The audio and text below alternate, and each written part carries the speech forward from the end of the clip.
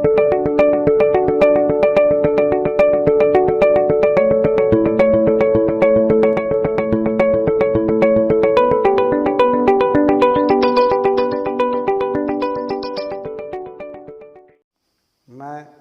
राम मनोहर वर्मा, संस्कृत प्रवक्ता, सत्यनारायण उच्च शिक्षा संस्थान तुलसीपुर, जनपद श्रावस्ती।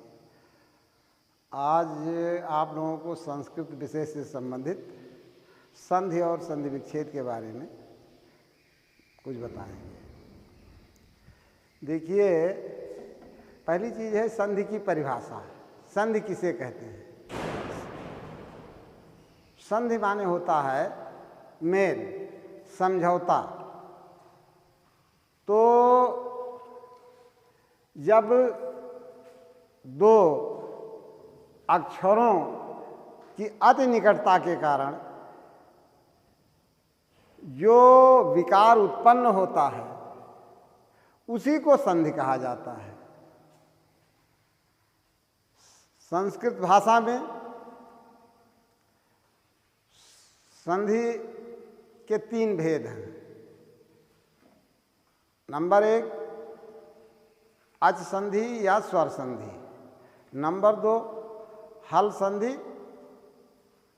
या व्यंजन संधि, और नंबर 3 विसर्ग संधि। तो ये संधियों के 3 भेद हैं।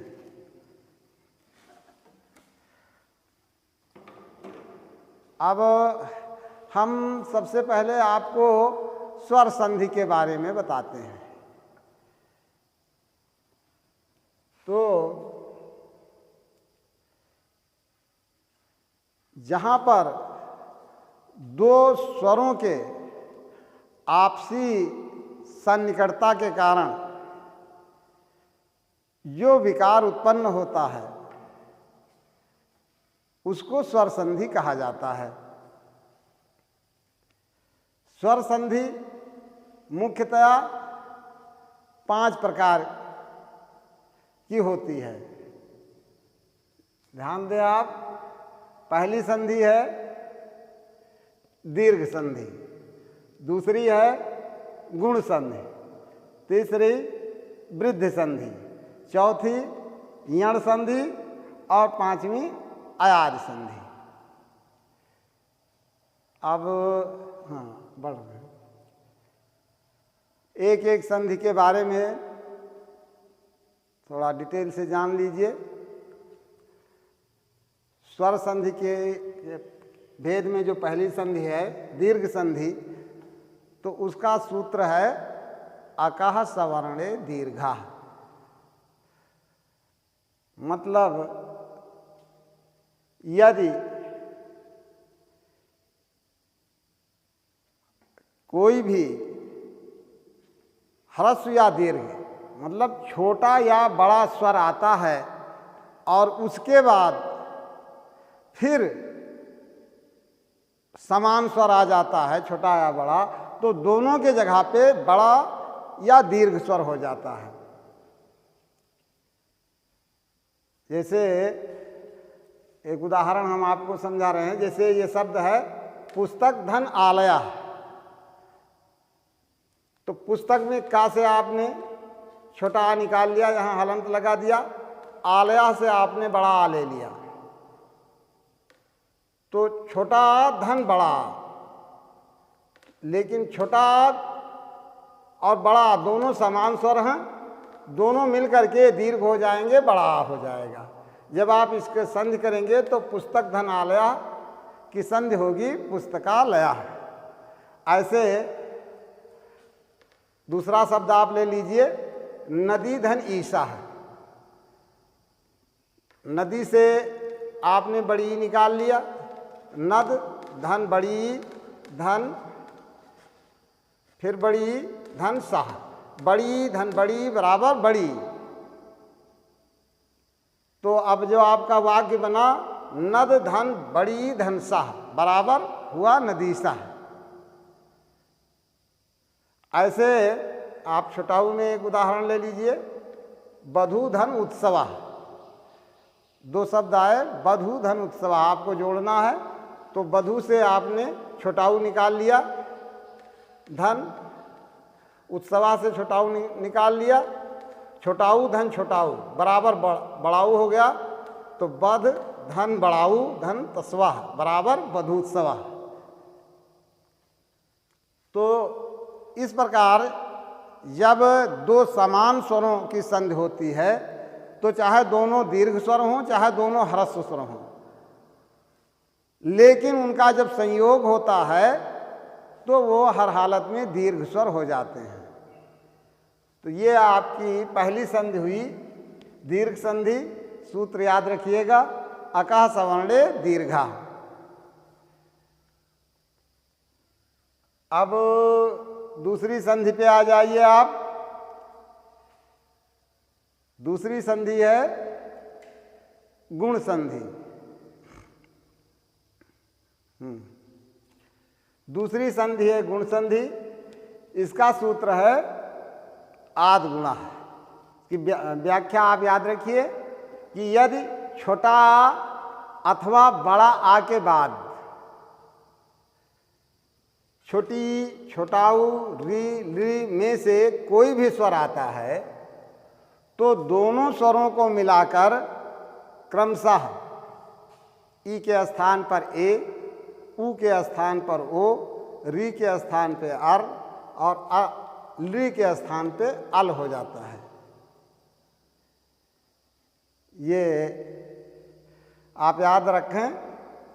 यानी इसमें जो पूर्ववर्ती स्वर होगा वो छोटा या बड़ा आई होगा। पहले का जो स्वर होगा वो छोटा बड़ा होगा, बाद में छोटी छोटाऊ री या ली होगा। तो इन दोनों का जब संयोग होगा तो हम आपको बता चुके हैं कि छोटी के स्थान पे ए, छोटाऊ के स्थान पे वो और री के स्थान पे अर, ली के स्थान पे अल हो जाएगा। जैसे शब्द है नर धन ईसा। आपको संधि करनी है नर धन ईसा की। नर में से आपने छोटा निकाल दिया, रा में हलंत लगा दिया। नर धन छोटा, धन ईसा में से बड़ी निकाल लिया, उधर धन साह हो गया। नर धन छोटा धन बड़ी धन साह, तो छोटा और बड़ी मिल करके ए हो गया। तो शब्द आपका जो बना नर धन ए धन साह बराबर नरे साह। ऐसे दूसरा शब्द आप देख लीजिए, यहाँ नर धन उत्तमा। यहाँ छोटा के बाद ऊ आया है, नर धन उत्तमा। इसमें से नर में रा से छोटा निकाल लीजिए, उत्तमा से छोटा ऊ निकाल दीजिए, आ धन ऊ धन तमा, तो आऊ मिलकर के ओ हो गया। नर धन ओ धन तमा। जब आप सभी शब्दों को, सभी अक्षरों को मिला देंगे, शब्द हो जाएगा नरोत्तमा। ऐसे आप अगले शब्द पे आ जाइए, महाधन ऋषि। दो शब्द हैं, दोनों की संधि करनी है आपको। महा में से आपने बड़ा आ निकाल लिया, तो मह धन बड़ा, ऋषि में से री निकाल लिया, तो बड़ा धन री धन सिंह। बड़ा और री मिलके अर हो गया, तो मह धन अर धन सिंह। तीनों शब्दों को मिला देंगे, शब्द हो जाएगा महर्षि। ऐसे ली से भी संबंधित एक शब्द ले लीजिए। शब्द है तौ धन लृकारः। तौ में से आपने हलंत लगा के छोटा आ निकाल लिया, लृकारः में से ले लिया, तो तौ धन छोटा धन लृ धन कारः। अब छोटा और लृ मिलकर के हो गया अल, तो शब्द आपके आए तौ धन अल धन कारः। तीनों को शब्दों को एक में मिला दिया तो शब्द बन गया तवल कारः। ये आपकी हुई गुण संधि। ये आपकी दूसरी संधि हो गई स्वर संधि के अंतर्गत। अब स्वर संधि के अंतर्गत तीसरा खंड उसका है जिसको कहा जाता है वृद्धि संधि। सूत्र है इसका वृद्धि रेच। व्याख्या जान लीजिए इस सूत्र की। यदि छोटा या बड़ा आ के बाद ए अथवा ओ आवे तो पूर्व स्वर का लोप होकर पश्चात स्वर वृद्धि लेकर दीर्घ हो जाता है। बात समझ में आई? यदि छोटा और बड़ा के बाद पूर्ववर्ती स्वर में हमेशा छोटा या बड़ा होना चाहिए, और बाद में यदि ए आता है तो दीर्घ होकर के अय हो जाएगा, ओ आता है तो दीर्घ होकर के अव हो जाएगा। बस इतने हैं। छोटा बड़ा के बाद ए आता है तो अय हो जाएगा, ओ आता है तो अव हो जाएगा। ये आपकी हुई वृद्धि संधि। हम दो उदाहरण आपको दिए देते हैं। जैसे दो शब्द आपको जोड़ने हैं, एक धन एकम।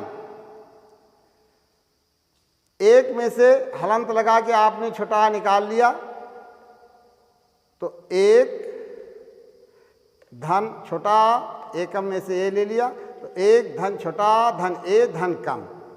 तो छोटा आ और ए मिलकर के अय हो गया।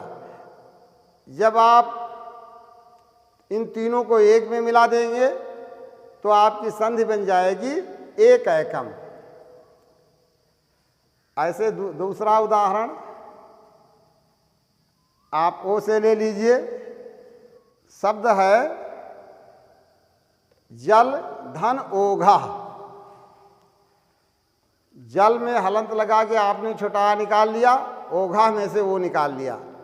आ धन ओ, आ धन ओ बराबर हो गया ओ, तो जल ओ, आ धन ओ बराबर हो गया आओ, तो जल धन औ धन घा।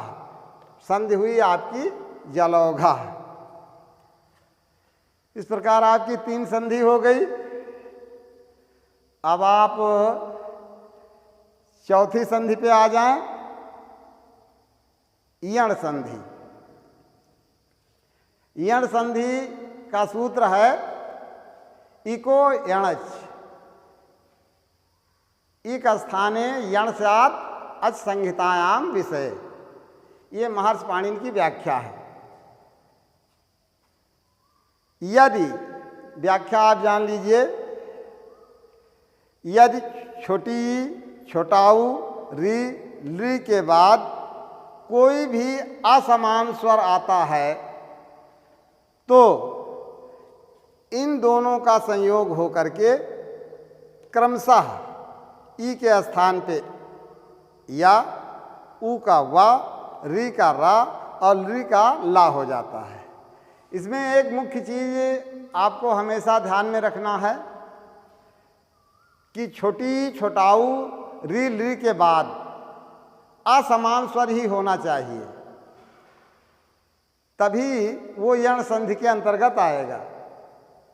और उन असमान स्वरों पे आप ये दिमाग में हमेशा रखें कि यदि पूर्ववर्ती स्वर, पहले का स्वर, दो स्वरों का संयोग होता है।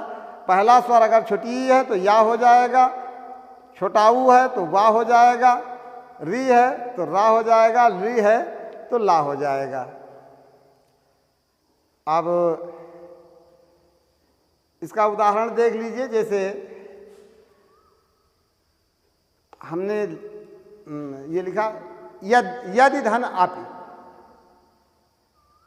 तो इसकी संधि करने के लिए यदि में से आपने छोटी निकाल लिया, हलंत लगा दिया, यद धन छोटी, फिर अपि में से छोटा आ निकाल लिया, धन पी। शब्द रह गए यद धन छोटी धन छोटा धन पी। तो छोटी और छोटा मिल करके बन गए या। हम आपको परिभाषा में पहले बता चुके हैं कि यदि पूर्ववर्ती शब्द छोटी ई है तो या हो जाएगा, छोटाऊ है तो वाह हो जाएगा, तो यहाँ छोटी ई है इसलिए या हो जाएगा। तो आपके अब 3 शब्द रहे, यद, धन, या, धन, पी। आपने तीनों को जोड़ दिया, शब्द बना यद्यपि। ऐसे दूसरा उदाहरण देखिए, इति धन आह। इत में से आपने छोटी ई निकाल लिया, शब्द बचा इत, धन छोटा, आह में से बड़ा निकाल लिया, छोटी धन छोटा, धन बड़ा, बराबर छोटी ई और बड़ा बराबर हो गए बड़ा या। तो इत धन या धन हा, तीनों मिलकर हुआ इत्याह। दूसरा आप देख लें, 2 शब्द आपको मिले, सुधन आगतम, इनको जोड़ना है। सु से आपने छोटाऊ ले लिया, आगतम से बड़ा ले लिया, तो बड़ा छोटाऊ धन बड़ा, तो छोटाऊ या बड़ाऊ के स्थान पे वाह हो जाता है, तो ये हो जाएगा वाह। तो सा धन वाह धन गतम, बराबर आपका शब्द बना स्वागतम। एक शब्द और देख लीजिए, 2 शब्द आपको संधि करने के लिए मिले, धात्री धन अंशः। तो धात्री में से आपने री निकाल लिया, यहाँ हलंत लगा दिया, और अंशा से छोटा निकाल लिया, तो री धन छोटा बराबर हो गया अर, रा बन गया। जब आप तीनों शब्दों को धात्र धन रा धन सह मिलाएंगे तो शब्द बना आपका धात्रांशः। चलो अब आप 5वीं शब्द संधि देख लीजिए, स्वर संधि की, स्वर संधि का 5वां भेद, आयादि संधि। आयादि संधि का सूत्र है एचो आय वा यावाह। परिभाषा आप जान लीजिए, यदि